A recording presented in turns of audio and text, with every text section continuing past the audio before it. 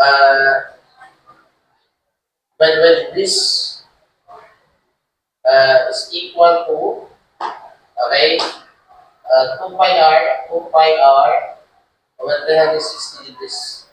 Okay, pinamay-radius naman, if the degree is equal to what? 3. That is 3. Ilan eh? Pressure proportion na rin plus. Ilan ko yung hindi ko gagawin ko nila. Ilan eh? 3. Ilan lang? 381.97. Okay, 97 liter. So, mag-draw ka guys, yan yung tabo.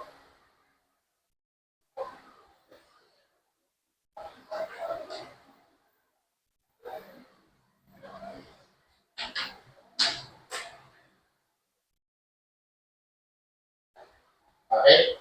So, this is your R2, and this is your R1. Okay, kaya ang R2 plus greater than 1,000 yan. Okay. So, sige, pwede. Okay, so natin radius less. Okay, natin. Okay. And then, sa pilahin.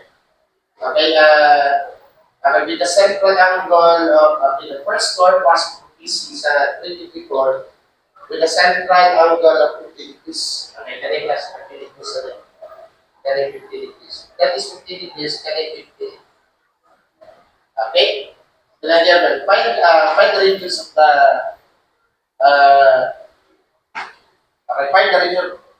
find the radius of the second curve. The central angle is 35 degrees, kaya 35 degrees. Okay, that is 35 degrees.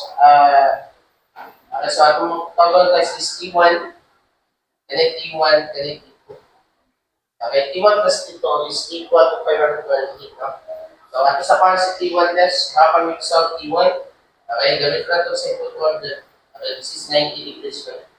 Okay, so the value of T1, okay, we can use a tangent. So, this tangent of 50 over 2, okay, is equal to T1 over R1. R1 is equal to 381.97. So, T1 is equal to how much?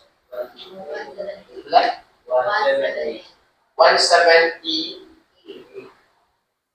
178.12. Okay, 12 meter. Next is T1 test. We can also solve T2. So T2 is equal to the total length sa common tangent na yan. That is equivalent to 520. So 520 minus T1 is equal to how much? Ilan eh? 341.88. Okay, 88 meter. And then again, ito na ito eh. Okay, this is 90 degrees. And then T2 na eh. Antay T2 plus. Okay? And then this is 35 over 2.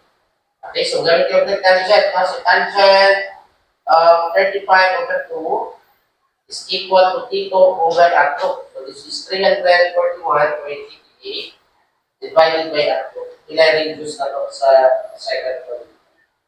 1,084. 84.32. Okay, 32 meter. So therefore, that's the distance. Okay, the answer is letter A.